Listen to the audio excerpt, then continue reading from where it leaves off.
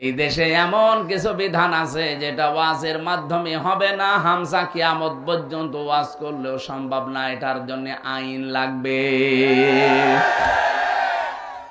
এই দেশের ৩০০ এমপির ভেতরে ১৫১ জন এমপি যদি মুফতি আমিনের মতো হয়ে যায়, ৩০০ এমপির ভেতরে ১৫১ জন এমপি যদি এই যে আমাদের জামাতের আমির ডাক্তার শফিকুর রহমানের মতো হয়ে যায়, যারা কোরআনে কারিম বুকের ভেতরে নিয়ে সংসদে ঢুকবে, প্রথম দিনই যদি আইন পাশ করতে পারে যে মাননীয় স্পিকার আমরা পর্দার আইন চাই, হেজাব ছাড়া কেউ বাইরে যেতে পারবে না, উনি যদি বলে কারা কারা চান হাত তোলেন, ১৫১ জন যদি হাত তোলে বলবে হ্যাঁ জয়যুক্ত হয়েছে, হ্যাঁ জয়যুক্ত হয়েছে, এটা আজকে থেকে পাশ হয়ে গেল, কালকে থেকে কোনো সকিনারে আর বেপরদায় পাওয়া যাবে না।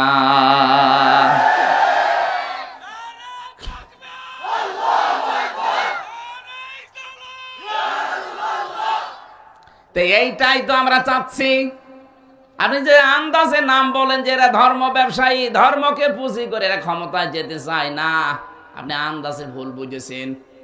কিয়ামত পর্যন্ত যদি ক্ষমতায় যেতে নাও পারি তাও চরম পন্থা অবলম্বন করব না, কিন্তু আমরা চাই যেভাবে সিস্টেম আছে সে আমরা আল্লাহর এই বিধানটা কায়েম করতে চাই।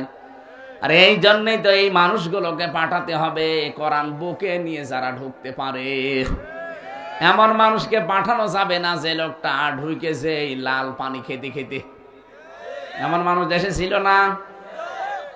আমি কোরআনে কারিম হক আদায় করে পড়ার যে শর্তগুলো লাগিয়েছিলাম, এটাকে আমি বানিয়ে বানিয়ে লাগিয়েছি? বলেন, শুদ্ধ করে পড়তে হবে, ২ নম্বরে বসতে হবে, ৩ নম্বরে আপনাকে এটা মানতে হবে। আরে মানার জন্য আমি বারবার চেষ্টা চালাচ্ছি। এই দেশে যারা একামতে দিনের দায়িত্ব পালন করে মন থেকে, আমি আবার বলছি, যারা মন থেকে একামতে দিনের দায়িত্ব পালন করে লোক দেখানোর জন্য না, আপনি দেখবেন এই মানুষগুলো এইটাই চায় যে আমি কি করে কোরআনের বিধান মানতে পারি। এমন একটা পরিবার, এমন একটা সমাজ, এমন একটা রাষ্ট্র আমরা তৈরি করতে চাই যেখানে কোরআনের বিধান মানা যায়। এটা যদি কেউ রাজনীতি মনে করেন, হ্যাঁ এটাই আমার রাজনীতি।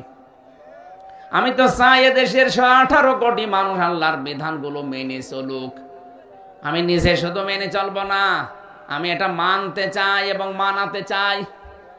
আল্লামা আহমেদ শফি যতদিন পর্যন্ত নিজে পড়েছেন, বুঝেছেন, মেনেছেন, কিছুই হইতো না। যেই বলেছে না আমি এটা মানাতে চাই, এই দেশে নবীর বিরুদ্ধে কেউ যদি কথা বলে টিকে থাকতে না পারে, আমরা ফাঁসি চাই, তখনই তাকে শাপলা চত্বরে হাজার হাজার মানুষের জীবন দেওয়া লেগেছে। কথা বলেন ঠিক কিনা?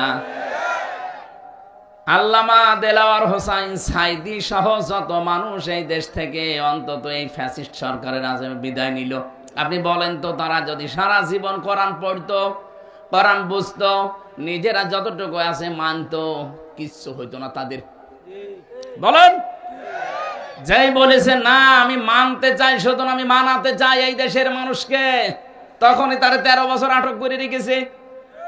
আমারও প্রথম দিন অফার দিয়েছিল, যেই দিন ধরে ওই দিনের পরের দিনে রিমান্ড দিয়েছে। রিমান্ডে আমারে বলেছে দেখেন যা যা বলতে বলি এইগুলো বলবেন, আর আমরা যেগুলো বলি এইগুলো বাইরে যেয়ে বলবেন, আপনাকে কালকেই ছেড়ে দেব না। এত ৫-৮টা গোলাম এখনো আমি হয়নি। আপনি যা যা শিখিয়ে দেবেন এইগুলো সব দেশের বিরুদ্ধে, আকিস গ্রুপের বিরুদ্ধে, জামাত ইসলামের বিরুদ্ধে। কোন কারণে আমি বলতে যাব? যদি না বলেন তাহলে আপনার বউ তুলে নিয়ে আনবো। এত নিচে নেমেছিল এই শয়তান, না এই মানুষ মানবরূপী শয়তানগুলো এত নিচে নেমেছিল। আমার ভাইরা, এই জন্য এই জেলায় যারা আলেম আছেন মনে করছেন আমি এত সুন্দর করে কোরআন শরীফ পড়ি আমার হক আদায় হয় না, না হয় না। আপনাকে শুদ্ধ করে তো পড়া লাগবে। আপনি একটা মানলেন, ২ নাম্বার আপনাকে বুঝতে হবে, আপনি বোঝেন ও কম বেশি। ৩ নাম্বার আপনাকে মানতে হবে, আপনি মানতে পারছেন। আপনি পরিবারে কোরআন মানেন, সমাজে মানেন, আপনি কি অর্থনীতিতে কোরআন মানতে পারছেন?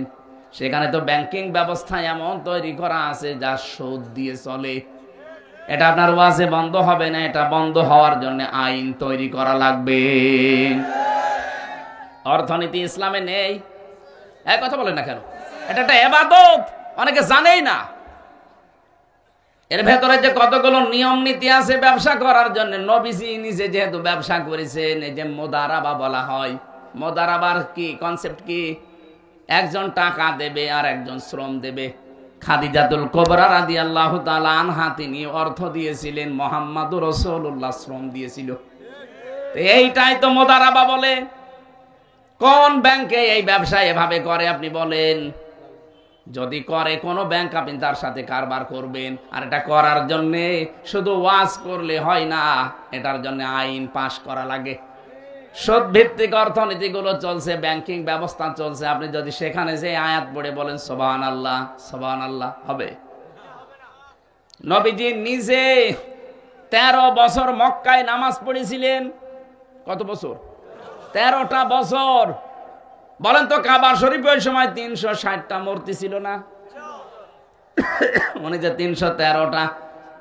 360টা মূর্তির সামনে নিয়ে 13টা বছর উনি মক্কায় থাকতে নামাজ পড়লেন। ওনার নামাজ হওয়ার কথা? কি মনে হয় আপনার নামাজ হওয়ার কথা? মূর্তির সামনে নিয়ে নামাজ হয়? তাহলে ওনার নামাজ হলো কি করে? নামাজ হয়েছিল এই কারণে, কারণ উনি বাধ্য, মূর্তি সরানোর ক্ষমতা ওনার ছিল। ওই নবী মদিনায় যে রাষ্ট্র ক্ষমতা হাতে পেয়ে যখন মক্কা বিজয় করলেন, তখন একটা একটা করে মূর্তিগুলো সব ভেঙ্গে ভেতর থেকে ফেলে পুরা পরিষ্কার করলেন। এবার নামাজ পড়েছিলেন না পড়েন নাই? এই দেশে যতদিন যাকাত ভিত্তিক অর্থনীতি রাষ্ট্রীয়ভাবে কায়েম না হয়, ততদিন আপনি নির্দ্বিধায় ইসলামী ব্যাংকে কারবার করবেন, কারণ তার একটা শরিয়া বোর্ড আছে। এখন যদি মনে করেন না সোনালী, রূপালী, চৈতালি, ইসলামী সবই সমান, কে বলেছে আপনি সমান? এরা তো পারছে না, তাই বাধ্য হয়ে আপনাকে এই কাজ করাচ্ছে। আর ওরা তো একেবারে সরাসরি করছে। ইসলাম এসে গেলে ওইগুলো যদিও থাকবে না, সবগুলো পরিবর্তন হয়ে ইসলামী ব্যাংকের এই আদলে চলবে। সেখানে মোশারাকা থাকবে, মুদারাবা থাকবে, মোরাবাহা থাকবে, বায়ে সালাম থাকবে, বায়ে ইস্তেসনা থাকবে, বায়ে মুআজ্জাল থাকবে, বায়ে ওয়াহিদা, এরকম 28টা নিয়ম আছে। এগুলো সবগুলো তখন রাষ্ট্রীয়ভাবে পালন করা আপনার জন্য আইন করে দেওয়া হবে। মানবেন না মানে? নামাজের বিলটা যদি ওই সময় আনা হয়, যাকাতের বিলটা যদি আনা হয়, এদেশে যত সুদ ভিত্তিক অর্থনীতি আছে, ব্যাংকিং ব্যবস্থা আছে, সবগুলো তখন বন্ধ হয়ে যাবে। তার মানে নবীজি যখন ক্ষমতা পেয়েছিলেন, তখন যেমন সব ভেঙ্গে ভেঙ্গে চুরমার করে পরিষ্কার করে করে নামাজ পড়েছিলেন, ওই রকম অবস্থা হবে। আমরা তো ওইটা চাচ্ছি ভাই। তাছাড়া একেবারে 50 বছর ক্ষমতায় বসে থাকবো না কখনো। এইরকম মন যদি কারো থাকে, তার ইমানের সমস্যা আছে। যদি কারো ভেতরে এই লালসা থাকে যে আমি ক্ষমতায় বসে 50 বছর থাকবো, তার ইমানের সমস্যা আছে। আপনার এইটা থাকা লাগবে যে আমি এই বিধানগুলো কায়েম করার মাধ্যমে 18 কোটি মানুষকে আমি সুদ থেকে, মায়ের সাথে জেনা করা থেকে বাঁচাবো।